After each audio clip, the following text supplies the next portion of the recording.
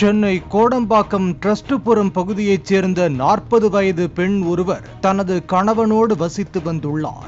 பெண்ணின் கணவர் பேப்பர் போடும் வேலை செய்து வந்துள்ளார்.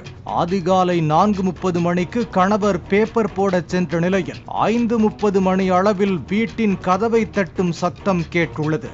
இதனால் அப்பெண் தன் கணவர்தான் வந்துள்ளதாக நினைத்து கதவை திறந்துள்ளார். அப்போது இளைஞன் ஒருவன் அப்பெண்ணிடம் தவறாக நடந்து கொள்ள முயன்றதாக கூறப்படுகிறது. உடனே அப்பெண் இளைஞனின் கைகளை கடித்துள்ளார், மேலும் கூச்சலிட்டுள்ளார். இதனால் அக்கம் பக்கத்தினர் வந்துவிடுவார்கள் என்ற அச்சத்தில் இளைஞன் தப்பிச் சென்றுள்ளார். இது குறித்து அப்பெண் போலீசிடம் புகார் அளித்துள்ளார். போலீசார் அங்கிருந்த சிசிடிவி காட்சிகளை வைத்து விசாரித்துள்ளனர். அப்போது தவறாக நடந்து கொள்ள முயன்ற இளைஞர் அதே பகுதியைச் சேர்ந்த பார்த்திபன் என்பது தெரிய வந்துள்ளது.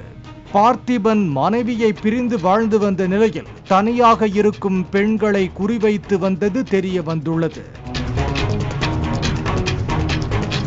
மேலும் பார்த்திபனை பிடிக்க முயன்ற போது பார்த்திபன் வழுக்கி விழுந்ததில் வலது கை உடைந்து மாவுக்கட்டு போட்டிருப்பதாக போலீசார் தெரிவித்துள்ளனர்.